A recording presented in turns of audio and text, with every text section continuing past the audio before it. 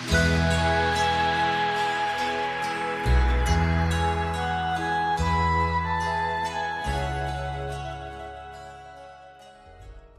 dia, estamos iniciando a semana, semana comercial, com a nossa devocional, com a nossa meditação diária.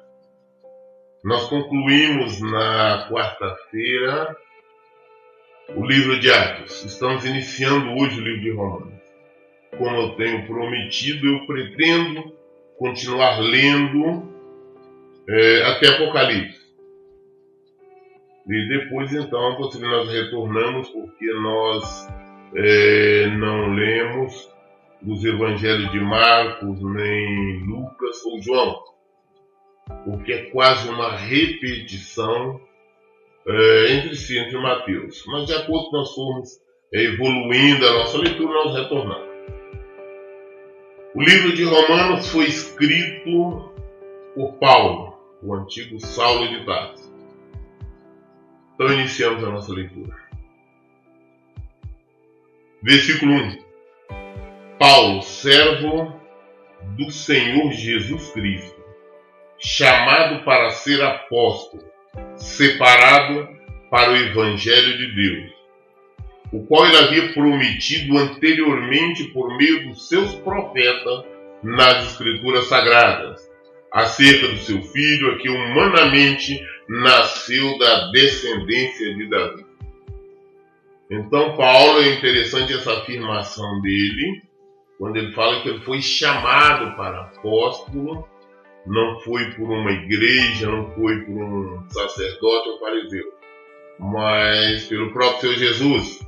Como nós lemos lá em Atos, quando Jesus o chamou, quando ele estava a caminho de Damasco, quando o Senhor apareceu para ele. O chamado de Paulo foi diretamente por Jesus Cristo. A bem da verdade, todos os ministros do Senhor, o correto é receber esse chamado do Senhor. Não é se fazer apóstolo, se fazer ministro do Evangelho, e sim ter o chamado. Os que têm chamado, os que são chamados, são fiéis. Isso aconteceu, Paulo está afirmando aqui, foi exatamente aquilo que o Senhor tinha prometido nos profetas, no livro de Jeremias, para ser mais preciso, assim também como no livro de Isaías, acerca do seu filho, Jesus Cristo, que humanamente nasceu da descendência de Davi. O Filho de Deus, Jesus Cristo, ele nasceu, apareceu de forma carnal. Ele foi o verbo que se revestiu de carne, porque Jesus é o verbo. Ele nasceu da descendência de Davi, da família de Davi, como nós sabemos. Versículo 4. E com poder foi declarado Filho de Deus, segundo o Espírito de Santidade, pela ressurreição dentre os mortos. Jesus Cristo, nosso Senhor. Por intermédio dele, por causa do seu nome, recebemos graça e apostolado para chamar dentre todas as nações um povo para a obediência que deriva dele. Através de Jesus que nós recebemos a graça, recebemos o perdão, recebemos tudo. E através de Jesus é que nós recebemos o ministério. Nós recebemos a incumbência de pregar o Evangelho, de ensinar o Evangelho, de mostrar a verdade. Infelizmente, nós enfrentamos algumas situações com os falsos profetas. Falsos profetas são todos aqueles que pregam até mesmo contra a própria palavra do Senhor, ou distorce a palavra do Senhor, ou se afasta do Evangelho de Jesus Cristo. Criam teorias, doutrinas, preceitos de homens. Mas quando nós temos que pregar o Evangelho, este Evangelho que nós recebemos do Senhor, recebemos não de homem algum, mas recebemos de Jesus Cristo. É o Paulo está nos afirmando. Para chamar todas as nações, chamar o povo Porque Jesus não veio só para os judeus, só para os israelitas, ou para qualquer que seja nação, mas sim para todos. Então essa função evangélica tem que ser levada a todos, e para que todos ouçam a verdade, todos conheçam. Prova tal que o Senhor Jesus nos disse em Mateus 4, nós lemos sobre isso, que o fim acontecerá quando este evangelho, assim está na palavra, for pregado para todos os criaturas de toda parte. As nações com o povo para obediência, que deriva da fé. E vós igualmente estáis entre os chamados para pertencer a Jesus. Todos estão dentro de chamados para pertencer a Jesus. A escolha é de cada um. Opção: obedecer ou desobedecer. A todos que estáis em Roma, amados de Deus, convocados para ser santos, graça e paz da parte de Deus, nosso Pai, e do Senhor Jesus Cristo. Como o próprio nome diz, Romanos, essa foi uma carta que Paulo fez endereçando aos que estavam em Roma. Nós sabemos que naquela época Israel vivia sob o domínio de Roma. O Império Romano prevalecia. E então essa carta foi enviada, estou em Roma, e ele diz, com o cumprimento dele, graça e paz. Ainda hoje muitas igrejas, muitos irmãos, usam esse cumprimento, a paz de Jesus, outra graça e paz. É somente um cumprimento. Paulo não espera o cumprimento de graça e paz, a voz da parte de Deus, nosso Pai, e do Senhor Jesus Cristo. Versículo 8. Em primeiro lugar, sou grato ao meu Deus, mediante Jesus Cristo, por todos vós, porquanto em todo o mundo é proclamado a fé que demonstrai. Paulo glorifica o Senhor pelos irmãos, para aqueles que estão praticando, aqueles que estão vivendo a palavra de Deus, porque já está sendo conhecido por várias partes a fé que eles têm vivido. Deus a quem sirvo de todo o coração, pregando o evangelho do seu Filho, é minha testemunha de como sempre me recordo de vós, em minhas orações, e rogo que agora, pela vontade de Deus, seja-me aberto o caminho para que, enfim, eu vos possa visitar. Ele glorifica vocês e fala, não, eu sempre oro por vocês, Deus, o Jesus Cristo, minha testemunha. Você vê que é uma afirmação verdadeira. Ele fala, não, Jesus é testemunha, que eu sempre recordo vocês nas minhas orações. Ou seja, eu sempre oro por vocês, para que a fé de vocês seja aumentada, vocês cresçam espiritualmente. E clamo ao Senhor que me dê a oportunidade de eu poder voltar a estar com vocês. Que me dê a oportunidade de eu estar visitando, falando abertamente com vocês. Pois grande é o desejo do meu coração em ver-vos, para compartilhar convosco algum dom espiritual, a fim que seja fortalecido. Estou com vontade de estar com vocês, de ver vocês, para compartilhar algum dom, para falar na palavra, estudar a palavra, meditar, para que vocês sejam fortalecidos. Essa é a verdade, é a verdadeira intenção do homem, da mulher de Deus, em fazer visita aos irmãos da fé, exatamente para discutir a palavra de Deus, se fortalecer e fortalecer os que estão ouvindo. Quero dizer para que eu e vós sejamos mutuamente encorajados pela fé. E não desejo, irmãos, que desconheçais que por muitas vezes planejei visitar-vos, contudo tenho sido impedido até este momento. Meu objetivo é colher algum fruto espiritual entre vós, assim como tenho alcançado entre os gentios. Olha, eu já planejei várias vezes de visitar vocês, mas não deu. Não consegui. Mas eu quero ir porque eu quero abençoar vocês com a palavra, eu quero ser abençoado e ser mutuamente, para que nós possamos, juntos, crescer espiritualmente, enquanto eu também poderei ampliar o vosso conhecimento espiritual. Eu sou devedor, tanto a gregos quanto a bárbaros, tanto a sábios quanto a ignorantes, de modo que em tudo que depender de mim, estou preparado para anunciar o evangelho também a vós que estáis em Roma. Então, não, eu não tenho problema, eu sou chamado para pregar o evangelho em toda parte. O Senhor me enviou para pregar a gregos, a romanos, a troianos, quem quer ser. É em toda parte, em todo momento. Então, eu estou preparado para ir a Roma pregar o evangelho a todos. E naquela época tinha um certo temor em relação aos romanos, porque os romanos eram a autoridade que mandava Israel. Mas a autoridade, o centro do poder era Roma. Onde César estava. Claro, eu estou preparado para ir pregar, e realmente foi. Só que o Senhor assim programou para que ele fosse já como preso. Como nós vemos, ele foi, pregou lá, inclusive para o próprio César. Depois ele foi sacrificado. Versículo 16. Porquanto não me envergonho do evangelho, porque é o poder de Deus para a salvação de todo aquele que nele crê, primeiro os judeus, assim como do grego. Não se envergonhar do evangelho. Não se envergonhar. Mas as pessoas usam muito esse versículo, cruzado a boca para fora, mas como hoje eu vejo as pessoas se envergonharem do evangelho. Tem pessoas que são evangélicos na igreja, no templo.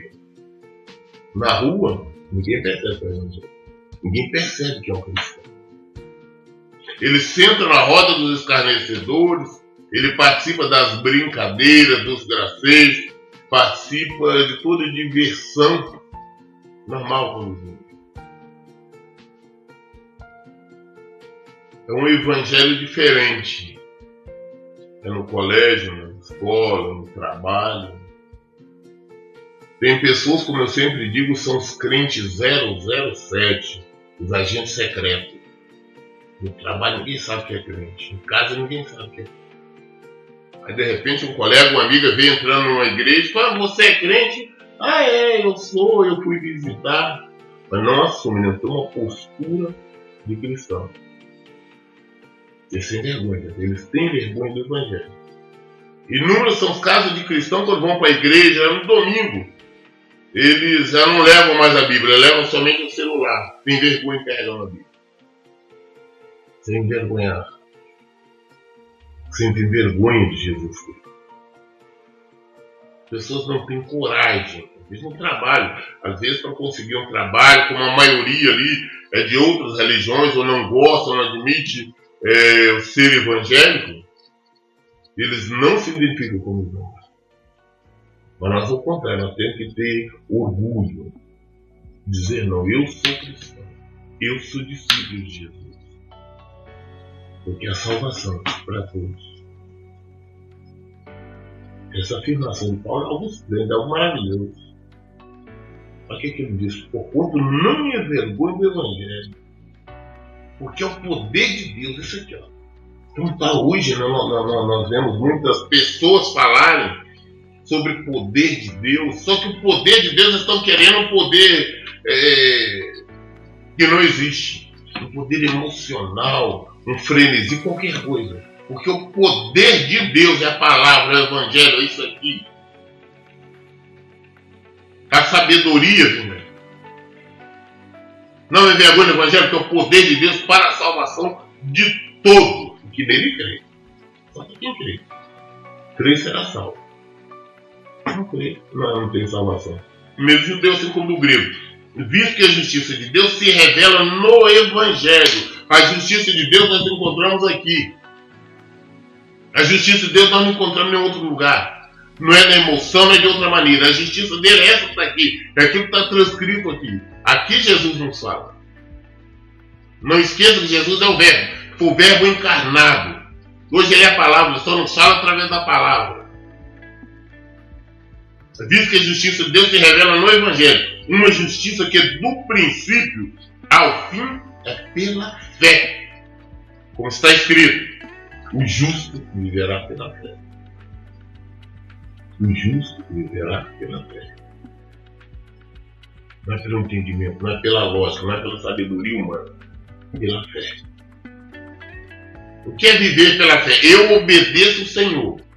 Por que eu procuro obedecer? Eu não sou perfeito, eu não sou imperfeito. Mas por que eu procuro obedecer? Pela fé. Eu tenho fé no Senhor. Eu sei que Ele é o caminho, que a salvação só vem através dele e tem que ser praticada pela obediência. Então quem manda é a obediência. Versículo 18. Portanto, a ira de Deus é revelada do céu contra toda impiedade e injustiça dos homens, que suprime a verdade pela injustiça humana. A ira de Deus. Ao contrário que as pessoas afirmam, não, um Deus bonzinho, um Deus que é amor, um Deus que quer que todo mundo seja feliz, um Deus que só quer que você viva ali de forma nababescamente.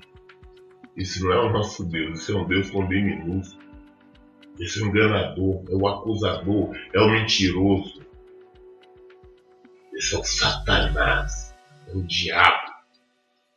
Esse que propõe aí que não, é tudo bem, não, Deus é amor, Ele quer que você viva bem, que você tenha isso, tenha aquilo, que você seja feliz. Isso não é Deus, não é Deus. A ira de Deus é revelada dos céus contra toda impiedade e injustiça dos homens, que suprimem, tiram a verdade pela injustiça humana. Pois o que de Deus se pode conhecer é evidente entre eles, porque o próprio Deus lhe manifestou. Nós, para falar, é impossível alguém falar que Deus não existe. Eu não consigo realmente entender como tem pessoas que acreditam nas teorias loucas que apresentam. Eles apresentam a criação do mundo, do universo, através de uma explosão, tá, do Big Bang. É uma coisa fantástica aqui. Já imaginou, atrás de uma explosão, tudo cai no seu devido lugar? Maravilha. Água ali, água salgada ali, que é uma água doce aqui, água em cima, água embaixo, árvore, pássaros, não, tudo é algo fantástico. Para isso acontecer, tem que ter o que? Deus, o poder de Deus não aconteceria. Então, só de querer afirmar, provar que tudo seria atrás da explosão, estariam tentando provar a existência de Deus. Só existe a contradição. Outra loucura, aquela coisa lá do Homo sapiens, que o ser humano veio atrás do macaco. Por que parou? Por que não continua? Os macacos não continuam aí progredindo? Basta nós olhar, quando nós olhamos qualquer coisa, nós vemos a existência de Deus. Nós temos que entender que o mundo é como uma máquina. Se nós não tivéssemos Deus para estar mantendo ela, já tinha desmoronado. Não existe absolutamente nada que aconteça no mundo que não é justificado pela palavra de Deus, pela Bíblia. Quem fala que desconhece a existência de Deus está em plena cegueira. Não sou burro de nação, não quero assumir a verdade, mas todos sabem que existe Deus que mantém tudo. Como explicar a vida? Como explicar tantos bilhões de pessoas, quantos já partiram, estão chegando, nascendo todos os dias, e não ter um igual ao outro, não ter um com a mesma impressão digital do outro? A íris, o DNA, inexplicável. Pois desde a criação do mundo, os atributos invisíveis de Deus, seu eterno poder e a sua natureza divina têm sido observados claramente, podendo ser compreendidos por intermédio de tudo que foi criado, de maneira que tais pessoas são indesculpáveis. É difícil. As pessoas não querem aceitar. Não estou falando de outras religiões, não. Eu não estou falando de espírita, de católico. Eu não estou falando do lado do Buda, de Maomé, não. Eu falo desses cristãos, pelo menos que se dizem cristãos, que se identificam como cristão. Quando você fala com eles que a atitude deles são indesculpáveis, não para mim ou para o homem, mas para Deus. Não, nós não temos um Deus desse, não. O Deus é amor. Isso é mentira. Esse Deusinho deles aí não é o Deus do Evangelho, não é o Deus da Bíblia, não. Temos várias atitudes que são indesculpáveis. Quanto mesmo havendo conhecido a Deus, não glorificaram como Deus, nem lhe renderam graças. Ao contrário, seus pensamentos passaram a ser levianos, imprudentes, e o coração insensato deles tornou em trevas. Existe uma total falta de respeito pelo Senhor. Jesus, no Evangelho de João, começa dizendo que Jesus veio para o que era seu, mas eles não receberam, não reconheceram como Deus. Não existe uma adoração legítima ao Senhor. Adorar e respeitar e amar, adorar em espírito e em verdade. O que se usa são palavras, eu amo Deus, eu adoro. Mas em respeito e obediência não existe. A prática do Evangelho. Todos nós sabemos que é pecado mentir. Nós vemos um mundo de mentira. Por muito menos que isso, Sodoma e Gomorra foi destruído. O Senhor destruiu. Não foi o capeta, o diabo, não. O Senhor destruiu. Está na palavra. Destruiu ali os arredores. Os cientistas tentam provar. A Deus diz que aconteceu naquela época, naquela região ali. Foi uma chuva de meteoro, uma coisa inexplicável. Não consegue explicar. A única coisa que consegue explicar é que houve a destruição. Está na Bíblia. Assim como eles tentam uma série de mentiras negar o Senhor, como a ciência tenta provar que na travessia do Mar Vermelho foi que tem determinada época do ano, não sei de quantos anos, as águas abaixam. Se assim fosse, o milagre seria maior. Aí eles falam que o povo atravessou com água somente na canela ali, que a água tinha abaixado. Se assim fosse, o milagre seria maior, porque Faraó com todo o povo dele morreram afogados em água se dava até as canelas. Não tem como explicar o poder de Deus ou ir contra o poder de Deus. Criamos pensamento, lógica, que na verdade estamos ofendendo, estamos pecando. E vamos responder, nós somos indesculpáveis. E proclamando-se a si mesmo como sábios, perderam completamente o bom senso. Não são cientistas, são isso, eu creio nisso, eu provo que foi isso, aquilo. São loucos, insensatos. Não sabem, estão caminhando para a morte. Estou falando de morte espiritual. Se eu estou falando da palavra de Deus, aqui, está na minha, na sua, toda a minha vida. Perder completamente o bom senso e trocar a glória de Deus imortal por imagens confeccionadas conforme a semelhança do ser humano mortal, bem como de pássaros, quadrúpedes e répteis. No início, todo mundo tem na Bíblia os mandamentos do Senhor. Não faça imagem. Hoje tem imagem de imagem. É imagem aparecida, é imagem daquilo, é imagem daquilo. A imagem não é nada, nós só temos um Deus. Cada religião, cada região do mundo criaram imagens para adoração. Na Índia se adora vaca, se adora boi. São quadrúpedes. É um Deus. Cria. É uma coisa tão ilógica que eles fazem. O ser humano, o homem, faz de madeira, de gesso, de barro, de ferro, de ouro, uma imagem e adora, venera. O povo criaram como tem várias, falando toda religião, inclusive tem o budismo, criaram lá um barrigudo lá, uma imagem lá, que o povo adora, coloca aqui. É contra a palavra de Deus tudo isso. É confrontante. E trocar a glória de Deus imortal por imagens confeccionadas conforme a semelhança do ser humano mortal, bem como a de pássaros, quadrúpedes e répteis. Por este motivo,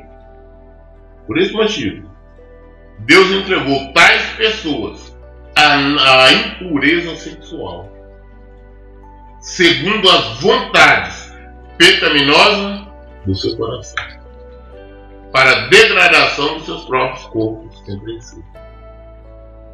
Por este motivo, por causa do pecado, por causa do afastamento do Senhor, por causa do desrespeito à palavra de Deus, de uma lógica humana, Deus permitiu, de acordo, segundo a vontade pecaminosa do coração.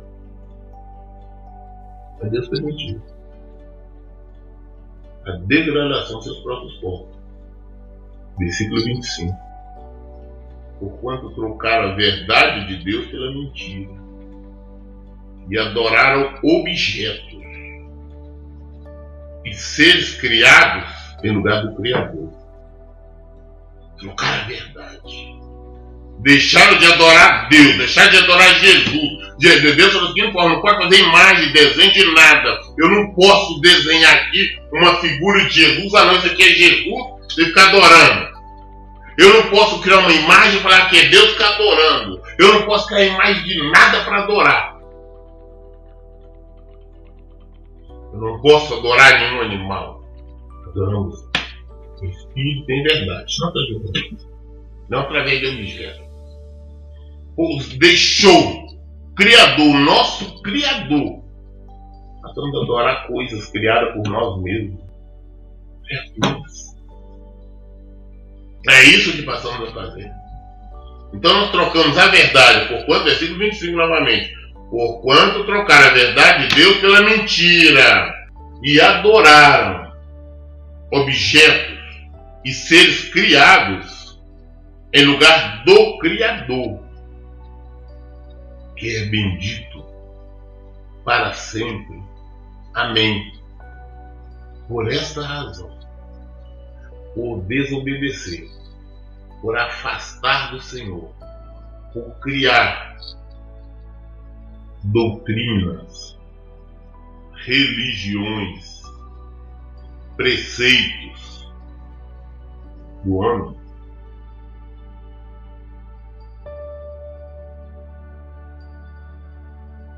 o Senhor permitiu então que os desejos dos nossos corações fizessem bobagem, nos degradando. Amanhã, nós vamos estar, hoje nós estamos lendo aqui a Mateus 25, vamos ler amanhã a partir do versículo 26. A partir do 26, amanhã do capítulo 1, nós temos que entender que nós estamos falando aqui sobre a ira de Deus, nós estamos falando sobre a palavra de Deus. Eu não estou fazendo absolutamente nada mais do que ler, expor o que está na palavra de Deus. Como eu sempre disse, eu não tenho compromisso em agradar quem quer que seja, nem pessoa, nem religião, absolutamente nada. Eu quero agradar o meu Senhor.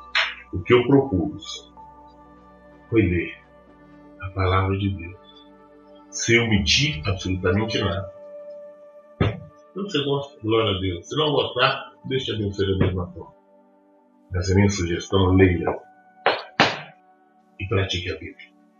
Que Deus abençoe. Bom dia.